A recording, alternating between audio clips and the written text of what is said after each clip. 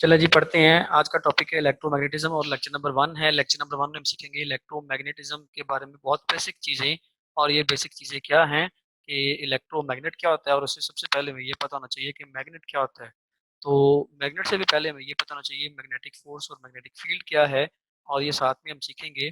तो हमने बचपन से कुछ चीज़ों के बारे में पढ़ा हुआ है, खासतौर पर 9वीं क्लास में ये पढ़ा हुआ है कि नॉन कॉन्टैक्ट फोर्सेज या बगैर टच किए बगैर छुए लगने वाली फोर्सेस जिन्हें हम फील्ड फोर्स भी कहते हैं, वो 3-4 तरह की होती है। जिसमें सबसे पहले ग्रेविटी की फोर्स है, जो बगैर छुए मैं किसी जिस्म को, ज़मीन को बगैर टच किए भी ज़मीन पर फोर्स लगा सकता हूँ, ज़मीन बगैर टच किए मुझ पे लगा सकती है। इसके अलावा केमिस्ट्री में आपने पढ़ा होगा कि प्रोटॉन इलेक्ट्रॉन एक दूसरे पर फोर्स ऑफ अट्रैक्शन लगा रहे होते हैं, हालांकि वो जुड़े हुए नहीं होते, दरमियान में काफ़ी स्पेस होती है। फोर्ड ने यही बताया था कि एटम के सेंटर में प्रोटॉन्स होते हैं और बहुत ज़्यादा फासले पर इलेक्ट्रॉन्स होते हैं, वो बिल्कुल एक दूसरे को छू नहीं रहे होते, फिर भी फोर्स ऑफ अट्रैक्शन या रिपल्शन लगा रहे होते हैं। तो वो जो फोर्स है वो भी नॉन कॉन्टैक्ट फोर्स है।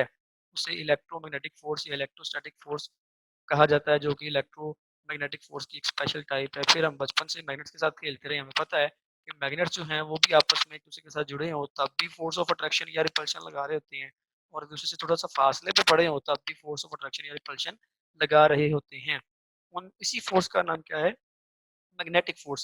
The force of attraction or repulsion between two or more magnets is called magnetic force. तो कोई से भी दो मैग्नेट्स हैं, उनके दरमियान जो फोर्स ऑफ अट्रैक्शन या रिपल्शन, आपको पता है जब दो मैग्नेट्स जुड़े हों तो उनमें से किसी की एक साइड को हम चेंज कर दें, उल्टा दें, तो वही दोनों आपस में रिपेल होना शुरू हो जाते हैं। इस दौरान जो फोर्स ऑफ अट्रैक्शन या रिपल्शन लग रही है उसे हम मैग्नेटिक फोर्स कहते हैं। तो सबसे पहले बच्चों के बारे में बहुत बेसिक सवाल थे बच्चों के इस बारे में कि मैग्नेट क्या है और क्या नहीं है, और कुछ चीज़ें मैग्नेट होती हैं कुछ नहीं होती हैं। तो याद रखें, एवरी मटेरियल इज मैग्नेटिक, हर शय मैग्नेटिक है। आपका पूरा बॉडी, मेरा पूरा बॉडी, लकड़ी, प्लास्टिक, हर शय मैग्नेटिक है। हाँ, किसी में ये मैग्नेटिक असर ज़्यादा होता है और किसी में ये मैग्नेटिक असर कम होता है। कुछ ऐसी भी चीज़ें हैं जो कि एक मखसूस हालात में मैग्नेट नहीं लग रही होती, लेकिन मखसूस हालात में वही मैग्नेट बन जाती हैं। उसमें बड़ी सिंपल सी मिसाल है लोहे का एक स्केल, जो हमारे पास जब उसी लोहे को स्केल को दूसरे लोहे के स्केल से या लोहे की अलमारी से हम टच करते हैं, लोहे के दरवाजे से टच करते हैं, वो नहीं जुड़ता।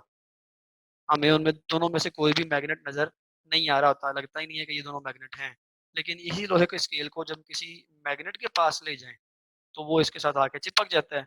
जब लोहे का स्केल मैग्नेट के पास जाके चिपक रहा है, तो इसका मतलब है दोनों के दरमियान मैग्नेटिक फोर्स है। और मैंने शुरू में पहली स्लाइड में ही कहा कि मैग्नेटिक फोर्स जो है वो तो होती है बिटवीन टू मैग्नेट्स। तो जिस लम्हे लोहे के स्केल और मैग्नेट के दरमियान फोर्स ऑफ अट्रैक्शन लग रही है, उस लम्हे लोहे का स्केल भी क्या बन चुका है? मैग्नेट बन चुका है। तो लोहे का स्केल बड़ी मजेदार चीज है, जो बाज दफा मैग्नेट बन जाता है और बाज दफा मैग्नेट नहीं बनता। तो ऐसी चीजों को हम बोलते हैं पैरा मैग्नेटिक सब्सटेंसेस। क्या बोलते हैं जी? Paramagnet. पैरामैग्नेट या पैरामैग्नेटिक सब्सटेंस ऐसी चीज़ें होती हैं जो कि मखसूस हालात में मैग्नेट नहीं होते हैं, जबकि अगर उन्हीं को किसी मैग्नेट के पास ले जाया जाए तो वो मैग्नेटिक बिहेवियर शो कर रहे हैं होते हैं, मैग्नेट बन जाते हैं। तो लोहा, निकल, कोबाल्ट, ये पैरामैग्नेटिक सब्सटेंसेस होते हैं। जबकि ये जो आपको यू शेप का एक मैग्नेट नज़र आ रहा है, इसे हम बोलते हैं परमानेंट मैग्नेट। ये हमेशा मैग्नेट ही रहेगा। हाँ, ये भी सवाल है कि बाज़ दफ़ा मैग्नेट नहीं रह सकता, तो उसकी क्या वजूहत होंगी? तो बिल्कुल जब आप इसको गर्म करते हैं तो ये मैग्नेट मैग्नेट नहीं रहता। अब ये किसने बताया कि कोई भी शय मैग्नेटिक है और कोई भी शय मैग्नेट नहीं है, तो इसकी वजह क्या है? वो बताया था सबसे पहले हांस क्रिस्टियन ओर्स्टेड ने, कि उसने एक्सपेरिमेंट किया था, जिसमें इसने देखा कि जब किसी भी बिजली की तार में से करंट गुज़रता है, तो वो अपने करीब पड़े हुए मैग्नेट को अट्रैक्ट या रिपेल करती है। अगर बिजली की तार अट्रैक्ट या रिपेल मैग्नेट को कर रही है, इसका मतलब है वो खुद भी क्या बन चुकी होगी उस टाइम? मैग्नेट बन चुकी होगी। और ये नेक्स्ट स्लाइड में उसका एक्सपेरिमेंट है, जो हम यहाँ से देख सकते हैं, अगर ये वीडियो चल जाती है। 1 मिनट दीजिएगा मुझे।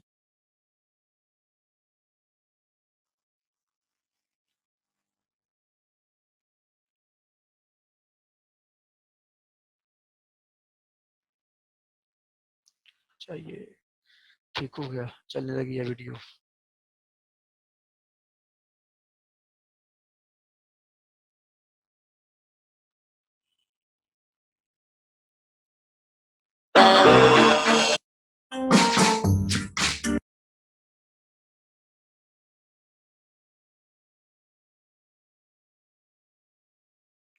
तो इस वीडियो को गौर से देखिएगा। ओह! हाँ।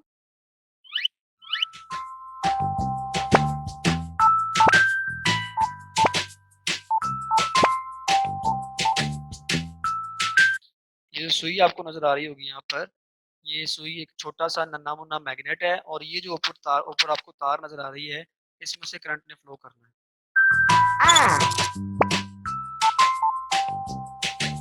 ओह!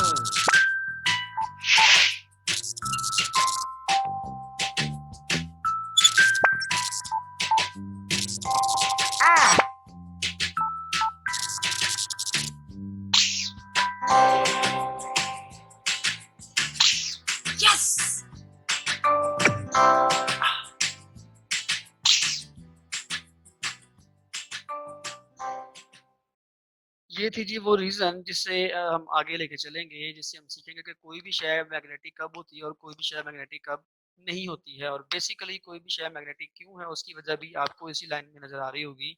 हांस क्रिस्टियन ओस्टर्ड ने जो एक्सपेरिमेंट किया था, वो बिल्कुल इसी तरह की मशीन थी कि जब भी किसी तार में से करंट गुज़रता है, तो वो तार मैग्नेट बन जाती है और क्यों मैग्नेट बन जाती है, इसको हम समझते हैं जी छोटे लेवल यानी एटम एटम के लेवल पे जाके समझते हैं।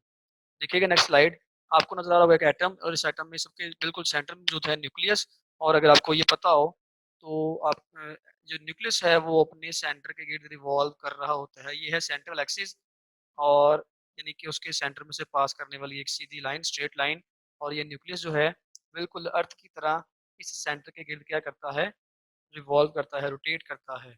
जैसा कि आपको यहाँ पर इलेक्ट्रॉन भी ये स्पिन कर रहा है, स्पिन यानी अपने गिर्द घूम रहा है।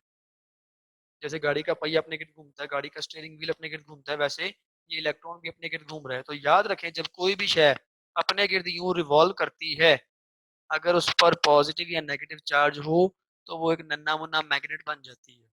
तो यहाँ पर जो न्यूक्लियस है ये रिवॉल्व कर रहा है, ये भी छोटा-सा एक मैग्नेट बन गया है, इलेक्ट्रॉन है, ये भी रिवॉल्व कर रहा है और दोनों की रिवोल्यूशन जो है अगर आप गौर करें एंटी क्लॉकवाइज़ है। देखिए 12, 9 6, 3, 12, 9 इसका भी। तो दोनों की जो रेवोल्यूशन है, स्पिन मोशन है, वो एंटी क्लॉकवाइज़ है।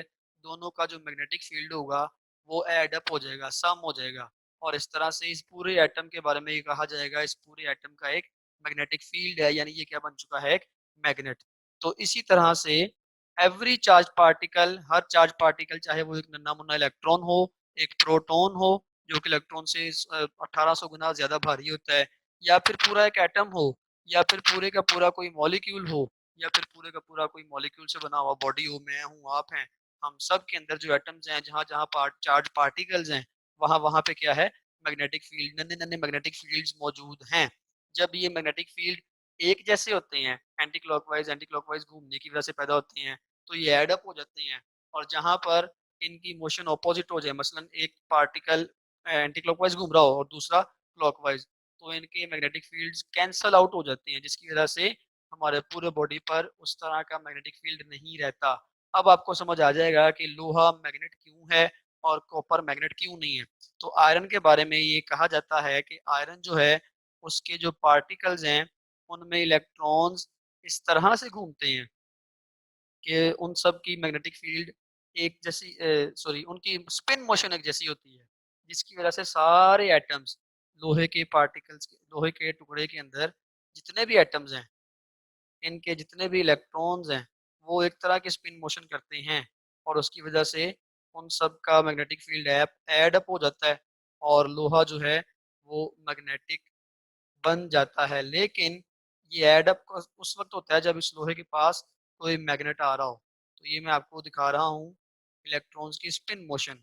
तो ये इलेक्ट्रॉन की स्पिन मोशन सब की एंटी क्लॉकवाइज है, लेकिन कुछ की क्लॉकवाइज भी होती होगी। तो जाहिर सी बात है लोहा ओवरऑल न्यूट्रल है, ये मैग्नेट नहीं है क्योंकि कुछ की क्लॉकवाइज है रोटेशन, कुछ की एंटी क्लॉकवाइज है, एक दूसरे को कैंसिल आउट कर रहे हैं। लेकिन अगर मैं इसी के पास कोई मैग्नेट ले आता हूँ, तो ये है कोई बार मैग्नेट जो कि मैं लोहे के इस टुकड़े के पास ले आता हूँ। तो बार मैग्नेट क्या करेगा, बार मैग्नेट जो है ये उन इलेक्ट्रॉन्स की जो स्पिन मोशन है उसको अपने मैग्नेटिक फील्ड से डिस्टर्ब करेगा और सब की स्पिन मोशन सेम कर देगा। इसकी वजह से इस ये लोहा जो है ये भी क्या बन चुका होगा, एक मैग्नेट। तो इसीलिए लोहे को बोलते हैं पैरामैग्नेट। जब ये कभी-कभी नॉन मैग्नेटिक होता है और कभी-कभी किसी मैग्नेट के पास आ जाने से ये क्या बन जाता है, मैग्नेट। ठीक हो गया? तो मैग्नेटिक बिहेवियर तो फिर हर उस जगह पे पाया जाएगा जहाँ पर आपके पास इलेक्ट्रॉन्स हों, प्रोटॉन्स हों और वो रिवॉल्व कर रहे हों। इसका मतलब है मैं, आप सब, हम सब क्या हैं, मैग्नेटिक हैं। कुछ ज़्यादा मैग्नेटिक हैं, कुछ कम मैग्नेटिक हैं। जो पैरामैग्नेटिक हैं, उनमें कैंसल आउट नहीं होता फ़ील्ड, मैग्नेटिक फ़ील्ड, तो वो मैग्नेट बन जाते हैं। जबकि कॉपर में ये मामला क्या होता है, कॉपर में एक एटम की जो मैग्नेटिक फील्ड है वो दूसरे एटम को कैंसल आउट कर देती है, दूसरे की तीसरे को, तीसरे की चौथे को, इस तरह से ये सब की फील्ड्स कैंसल आउट हो जाती हैं। तो उसके पास मैग्नेट लाने पर वो मैग्नेट भी उसकी फील्ड्स को, मैग्नेटिक फील्ड को या उसकी रोटेशन को चेंज नहीं कर पाता। इसलिए कॉपर के पास मैग्नेट लाएं तो कॉपर अट्रैक्ट या रिपेल नहीं करता, क्योंकि उसके जो अंदर पार्टिकल्स हैं वो ही एक दूसरे के मैग्नेटिक फील्ड को कैंसल आउट कर चुके होते हैं। इसलिए कॉपर पैरामैग्नेटिक सब्सटेंस नहीं है, उससे मैग्नेट नहीं बनता, और लोहा है उससे बन जाता है। ये जो परमानेंट मैग्नेट होते हैं, ये जो बार मैग्नेट आपको नजर आ रहा है, ये पीछे आपको यू शेप का मैग्नेट नजर आया था, ये लोहे या निकल के बनते हैं। ये कैसे बनते हैं परमानेंट मैग्नेट, नेक्स्ट स्लाइड में देखिएगा यहाँ पर। तो यहाँ पे आपको लोहे का एक कील नजर आ रहा है और इसके अंदर छोटे छोटे बार मैग्नेट, ये असल में बार मैग्नेट नहीं है, ये इसके एटम्स हैं। तो मैंने बताया था हर एटम एक नन्ना मैग्नेट है, तो यहाँ पर आपको दिख रहा होगा कि हर एटम एक छोटा सा मैग्नेट है। अब मैं क्या करूंगा, इसको मैं मैग्नेटाइज करता हूँ। ये कील फिलहाल मैग्नेट है नहीं, पैरामैग्नेट है। यानी कि इसके अंदर छोटे छोटे जो एटम्स हैं वो मैग्नेटिक हैं, लेकिन उनका मैग्नेटिक फील्ड ऐड अप नहीं हो रहा। जब तक वो ऐड अप नहीं होगा ये पूरा कील मैग्नेट नहीं कहलाएगा। अगर मैं इसी कील को किसी कील के पास लेके जाऊंगा तो ये उसको अट्रैक्ट नहीं कर रहा होगा। लेकिन अगर मैं इसी कील को किसी मैग्नेट से रगड़ता हूँ, जैसा कि आपको नजर आ रहा होगा, देखिएगा करता क्या मैग्नेट, इसके एटम्स की तरतीब देखिएगा बिल्कुल इस तरह से चेंज करता है। तो ये जैसे बार बार रगड़ते जाएंगे और आप गौर कर रहे हैं कि सारे जो एटम्स हैं, छोटे छोटे नन्हे नन्हे जो मैग्नेट्स हैं, वो किस तरतीब में आ जाते हैं। तो ये देखिए जरा, अभी कुछ देर पहले ये सीन नहीं था, ये सब ने अपने आप को तरतीब से जोड़ लिया है। अब इन सब का जो मैग्नेटिक फील्ड है वो एडअप हो जाएगा और ये कील अब एक मैग्नेट बन चुका हुआ है। यही सीन होता है जब आप एक डब्बे के अंदर बहुत सारी सुइयां, बहुत सारी पिन्स लोहे की बनी हुई, या फिर बहुत सारे कील जमा कर दें, कुछ खास अरसे बाद आप उनको निकाल के देखें, तो कील हाथ से उठा के देखें तो आपको दिखेगा कि कील के साथ छोटी छोटी सुइयां जुड़ी हुई हैं, जैसे वो कील मैग्नेट बन गया हो। ये सीन सीन वहां पे होता है कि एक कील और बहुत सारे कील और लोहे के टुकड़े और सुइयां आप जमा कर देते हैं, वो आप हिलाई जाए, उनको बार बार रगड़ खाई जाएंगे। तो रगड़ खा कर क्या होता है, वो एक दूसरे के छोटे छोटे जो एटम्स होते हैं उनसे जो मैग्नेटिक फील्ड बनता है उसको एक तरतीब में ला रहे होते हैं। जब वो सारे नन्हे नन्हे मैग्नेट्स या एटम्स के मैग्नेटिक फील्ड तरतीब में आ जाते हैं तो वो मैग्नेट बन चुका होता है। इस टाइम ये कील क्या बन गया है, मैग्नेट। हम इसको डीमैग्नेटाइज भी कर सकते हैं, इसको गर्म करें। अब देखिए गर्म करने से क्या हो रहा है, वो सारी तरतीब खराब हो गई है, अब ये मैग्नेट नहीं रहा। इसीलिए जब आप किसी बार मैग्नेट को, परमानेंट मैग्नेट को अगर आप गर्म कर दें तवे पे रख के, चूल्हे पे रख के, या मोमबत्ती के शोले से या आग के शोले से, उसका मैग्नेटिक असर कमजोर हो जाता है। एक ये तरीका है डीमैग्नेटाइज करने का, और दूसरा तरीका क्या है, हथौड़े से इसको मारें। हथौड़ा मारने पर भी इसके एटम्स जो हैं उनको एनर्जी मिलती है। हीट से भी क्या मिलती है, गर्म करने से एनर्जी। वो एनर्जी एटम्स की वाइब्रेशन ज्यादा कर देती है, और वाइब्रेशन ज्यादा होने से एटम्स की, जो आप एक दूसरे से जब टकराते हैं या वो तेजी से वाइब्रेट करते हैं, तो उस वाइब्रेशन से उनका जो मैग्नेटिक फील्ड है या उनकी जो तरतीब है वो सारी डिस्टर्ब हो जाती है, वो खराब हो जाती है।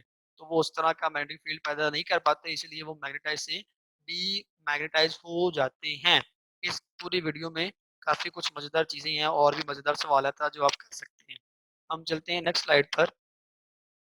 यहाँ पर हमारे पास जो कुछ खास प्रॉपर्टी है जो बचपन से आप पढ़ चुके होंगे, बचपन से मैग्नेट के साथ खेलते हुए आपको ये फील हुआ होगा कि हर मैग्नेट की दो साइडें होती हैं, ऑपोजिट साइड होती हैं, जिसको हम ईस्ट वेस्ट भी कह सकते हैं, क्योंकि ईस्ट वेस्ट ऑपोजिट होता है, प्लस माइनस भी कह सकते हैं। लेकिन हम ऑपोजिट साइड को ईस्ट वेस्ट नहीं कहते, हम ऑपोजिट साइड को प्लस माइनस नहीं कहते, हम उनको नॉर्थ और साउथ कह देते हैं।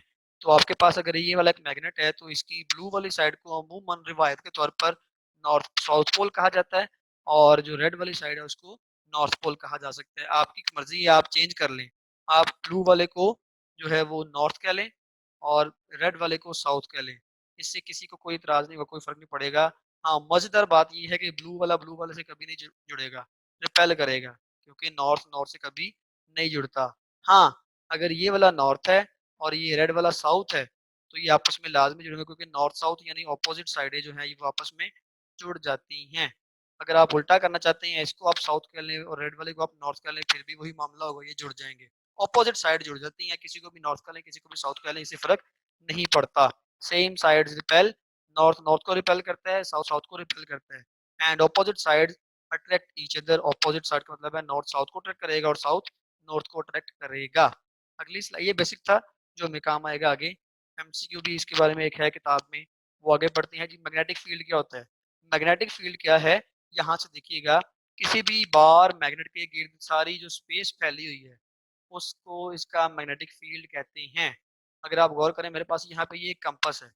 जो कंपास है ये एक छोटा सा मैग्नेट होता है, इसकी रेड साइड नॉर्थ पोल को और ग्रे साइड जो है वो साउथ पोल को शो करती है। तो अगर मैंने यहाँ पर बहुत सारी कंपासेस यानी बहुत सारे छोटे छोटे मैग्नेट्स रखे हैं, तो हमारा जो बड़ा मैग्नेट है उसका नॉर्थ पोल ये वाला मेरे छोटे-छोटे मैग्नेट्स के साउथ पोल को अट्रैक्ट करेगा।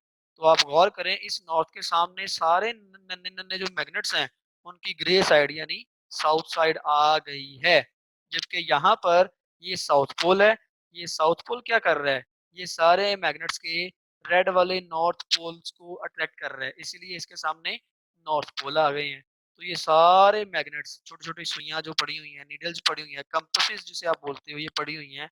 ये इसके मैग्नेटिक फील्ड की वजह से अपने नॉर्थ और साउथ पोल्स की डायरेक्शन को चेंज कर लिया करेंगे। इसको ड्रैग करके देखते हैं। तो ड्रैग करने से देखें, जहाँ-जहाँ ये जाएगा तबाही मचा देगा। ये अपने इर्द-गिर्द पड़े हुए मैग्नेट्स की डायरेक्शंस को क्या कर देगा? चेंज कर देगा। ये देखें। तो जब भी मैं इसको कहीं पर लेके जाता हूँ, तो इसका नॉर्थ पोल जो है रेड वाला, उसके सामने सारे मैग्नेट्स की ग्रे साइडें यानी साउथ पोल्स आ जाते हैं। और इसका जो साउथ पोल है ब्लू वाला, उसके सामने सारे मैग्नेट्स की रेड वाली साइडें यानी कि नॉर्थ पोल आ जाते हैं। तो ये सारा इसके गिर्द फैला हुआ फील्ड है। इसे हम लाइंस की शक्ल में भी शो कर सकते हैं। नेक्स्ट स्लाइड में फील्ड लाइंस शो की गई हैं। ये देखिएगा, ये है बार मैग्नेट। अगर ये बार मैग्नेट मैंने हवा में लटकाया और रस्सी के साथ, तो इसके इर्द गिर्द लोहे के छोटे छोटे ये बारीक जो ब्लैक जर्रे नजर आ रहे हैं, ये लोहे के जर्रे हैं जो कि इसके मैग्नेटिक फील्ड की वजह से छोटी छोटी सुई की शक्ल में मैग्नेट बन चुकी हैं। कुछ इसके नॉर्थ पोल के गिर्द, कुछ इसके साउथ पोल के गिर्द जमा हो गए हैं। और इसी चीज को हम एक और तरीके से, तीसरे तरीके से यूं भी शो कर सकते हैं। तो आपको नजर आ रहा है, ये है एक मैग्नेट, ये है दूसरा मैग्नेट और ये उनके दरमियान फील्ड है। अगर मैं इस मैग्नेट को उठाकर इस मैग्नेट के ऊपर रख सकूं, तो ये कभी भी नहीं होगा, क्योंकि मैं गलती कर रहा हूँ। वो गलती क्या है कि मैं नॉर्थ को नॉर्थ के सामने रख रहा हूँ। ये कभी भी नहीं जुड़ेंगे। हाँ, अगर मेरे पास इनकी ऑपोजिट साइड को ऐड करने का मौका होता तो मैं लाजमी करता। तो इन चीज़ों से खेल, ये सारे जो मैं आपको वीडियोस दिखा रहा हूँ इसके लिंक मैं आपको दे दूंगा। इनसे खेलिएगा और खेलने के बाद आपके मजे मजे के जो सवाल होंगे वो इंशाल्लाह मैं आपके क्लास में उसके आंसर करूंगा। आगे पे चलते हैं, अगले पे चलते हैं भाई। वो है जी हमारा, अच्छा, इलेक्ट्रोमैग्नेट। तो ये टॉपिक है हमारा अब जो पढ़ने लगे हैं, वो क्या है जी? इलेक्ट्रोमैग्नेट। इलेक्ट्रोमैग्नेट क्या है? कोई भी शय अगर इलेक्ट्रिक करंट उसमें से फ्लो करे तो वो मैग्नेट बन जाती है।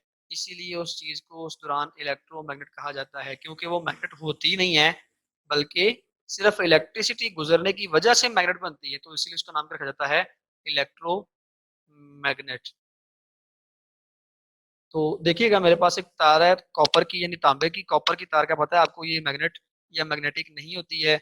लेकिन मैं क्या करूंगा, इसके साथ जोड़ूंगा बैटरी। ये है पॉजिटिव सिरा, ये है नेगेटिव, और इसमें से करंट फ्लो करेगा, इलेक्ट्रॉनिक करंट, नेगेटिव से पॉजिटिव टर्मिनल की तरफ। तो ये सारे इलेक्ट्रॉन्स हैं जिनके ऊपर नेगेटिव चार्ज है। सोचें ये इलेक्ट्रॉन, ये वाला जो इलेक्ट्रॉन है, ये एक तो रिवॉल्व कर रहा होगा और दूसरा ये दौड़ रहा होगा। तो आपने 13वें चैप्टर में पढ़ा हुआ है कि हर नेगेटिव इलेक्ट्रॉन के गिर्द एक इलेक्ट्रोस्टैटिक फील्ड पाया जाता है। ये है इलेक्ट्रॉन का इलेक्ट्रिक फील्ड, इलेक्ट्रोस्टैटिक फील्ड, जिसको हम माइकल फैराडे के बताए हुए तरीके से इलेक्ट्रिक फील्ड लाइंस के जरिए शो कर रहे होते हैं। तो ये है इलेक्ट्रॉन का इलेक्ट्रिक फील्ड। और ये लाइनें क्या शो कर रही हैं कि अगर यहाँ पर कोई टेस्ट चार्ज पड़ा हो, टेस्ट चार्ज याद रखिए पॉजिटिव होता है, तो ये नेगेटिव उसको क्या करेगा? तीर की शक्ल में अंदर को खींच लेगा। तो ये है इलेक्ट्रॉन का इलेक्ट्रिक फील्ड। हम चलते हैं जी अपने मेन बात पर, जो हमने पढ़नी थी वो ये कि ये इलेक्ट्रॉन अपने फील्ड के साथ दौड़ रहा है।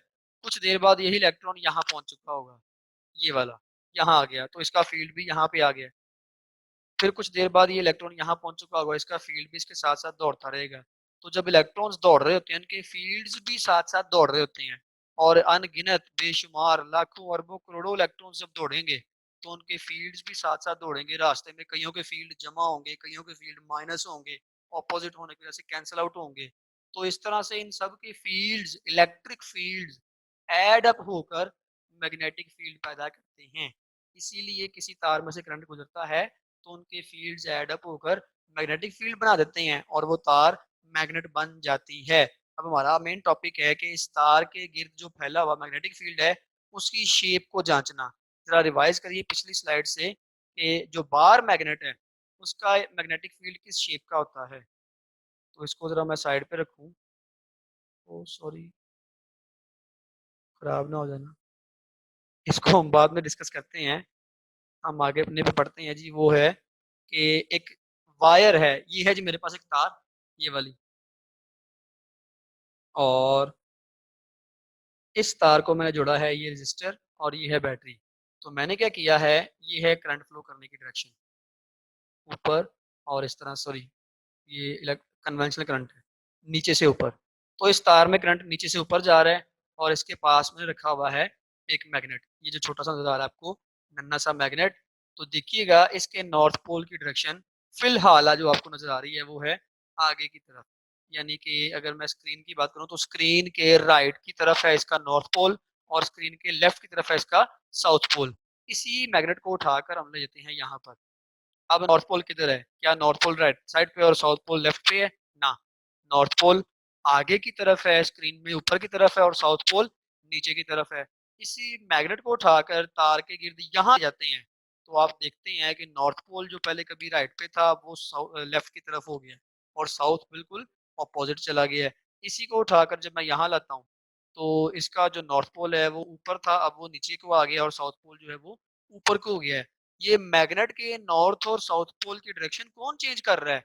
कौन है जो मैग्नेट की डायरेक्शंस को चेंज करता है? कौन है जो मैग्नेट को घुमा सकता है, मोड़ सकता है? एक मैग्नेट ही होता है जो किसी दूसरे मैग्नेट को अट्रैक्ट या रिपेल करता है। अब इसको कौन अट्रैक्ट कर रहा है, कौन रिपेल कर रहा है? ये तार। इसका मतलब है तार फिलहाल क्या बन चुकी हुई है, मैग्नेट बन चुकी हुई है, जो कि इसके नॉर्थ और साउथ पोल को मोड़ रही है, बेंड कर रही है, चेंज कर रही है उनकी डायरेक्शन। इसका मतलब है कि when ever current flows through any wire, जब किसी भी तार में से करंट फ्लो करता है, इट बिकम्स अ मैग्नेट, तो वो मैग्नेट बन जाती है। ऐसी तार को हम क्या बोलते हैं, इलेक्ट्रोमैग्नेट। और इलेक्ट्रोमैग्नेटिक जो इलेक्ट्रोमैग्नेट है, इसके गिर्द जो फील्ड है वो गोल दायरों की शक्ल में है। तो हमने क्या किया, एक कार्डबोर्ड लिया, एक गत्ता लिया, उसको उसमें से ये तार गुजार दी और गत्ते के ऊपर लोहे के ज़र्रात फेंक दिए बारीक बारीक।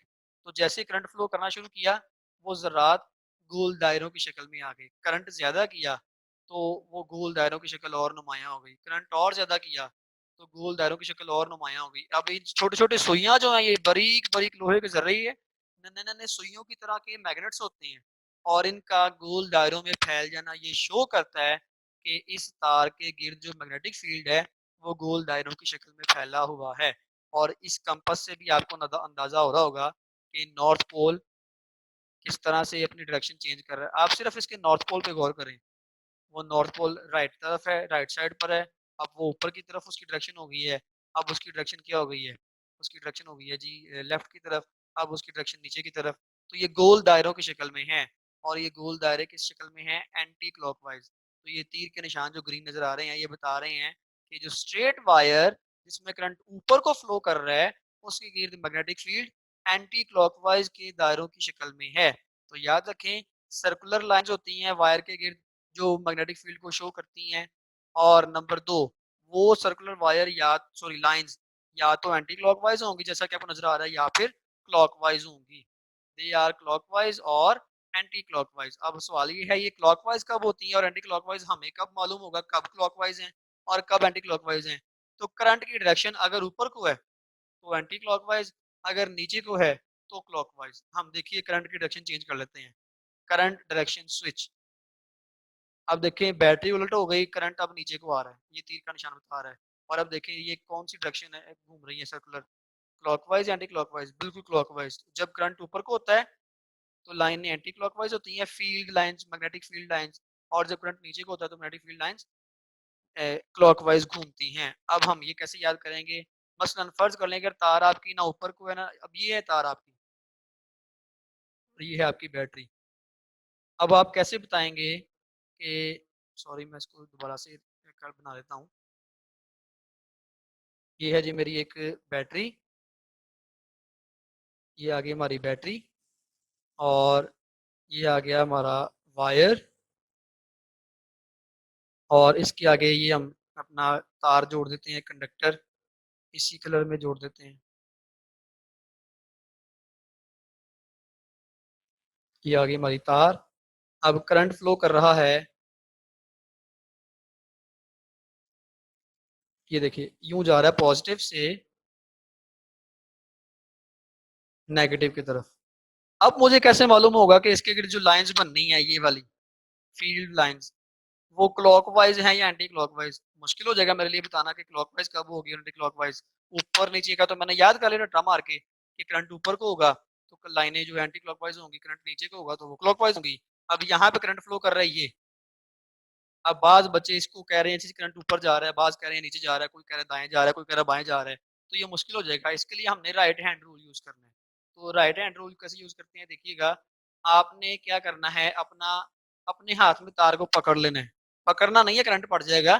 फर्ज कर लें कि तार को आपने क्या कर लिया, कैच कर लिया। अब जब आप तार को कैच कर लेंगे तो आपने अपना अंगूठा करंट की डायरेक्शन में रखना है। मसलन करंट ऊपर को है तो अंगूठा ऊपर को होना चाहिए, और अगर करंट नीचे को है तो अंगूठा नीचे को होना चाहिए। उसके बाद आपने अपनी फिंगर्स को कर्ल करना है, मोड़ना है। तो आपकी जो उंगलियां अगर मुड़ रही हैं क्लॉकवाइज तो फील्ड क्लॉकवाइज होगा, अगर आपकी उंगलियां मुड़ रही हैं एंटी क्लॉकवाइज तो फील्ड एंटी क्लॉकवाइज होगा। तो मैं आपको मिसाल समझाता हूँ, मैं वीडियो ऑन करता हूँ, देखिएगा आप।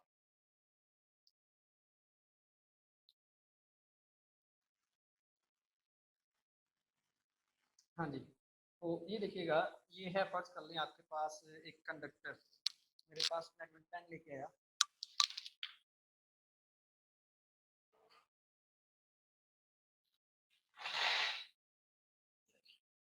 तो ये है जी मेरे पास एक कंडक्टर, और इसमें करंट ऊपर को जा रहा है, तो मैं अपना राइट हैंड यूज करूंगा और मैं क्या करूंगा, इसमें से करंट ऊपर को है, मैं अंगूठा ऊपर को रखूंगा और उंगलियों को बेंड करूंगा। अब ये जो उंगलियां बेंड हो रही हैं ये है एंटी क्लॉकवाइज, तो इसका मतलब है, ये देखिए एंटी क्लॉकवाइज, ऊपर को करंट है, चाहे तार यूं पड़ी है यूं पड़ी, जितनी बड़ी पड़ी है, करंट ऊपर को जा रहा है, तो ये है करंट, और ये उंगलियां बेंड हो जाएंगी, तो ये आप देख रहे हैं एंटी क्लॉकवाइज, तो फील्ड एंटी क्लॉकवाइज होगा। और अगर करंट नीचे को आ जाए तो मैं अपना अंगूठा यूं रखूंगा, यूं, और उंगलियां मोड़ूंगा। अब अगर आप गौर करें उंगलियां किस तरफ मुड़ रही हैं, ऊपर को करंट है, उंगलियां मुड़ रही हैं क्लॉकवाइज, तो फील्ड क्या होगा, क्लॉकवाइज। इसे बोलते हैं जी राइट हैंड रूल। तो राइट हैंड रूल बड़ा वाजे है ये बताने के लिए कि कब आपके फील्ड की डायरेक्शन क्लॉकवाइज होगी और कब वो एंटी क्लॉकवाइज होगी। इस वीडियो का लिंक भी आपको दे दूंगा, इसके साथ आप खेल सकते हैं, इसको देखिएगा। अगली स्लाइड पे चलते हैं जी, हमारी जो अगली स्लाइड है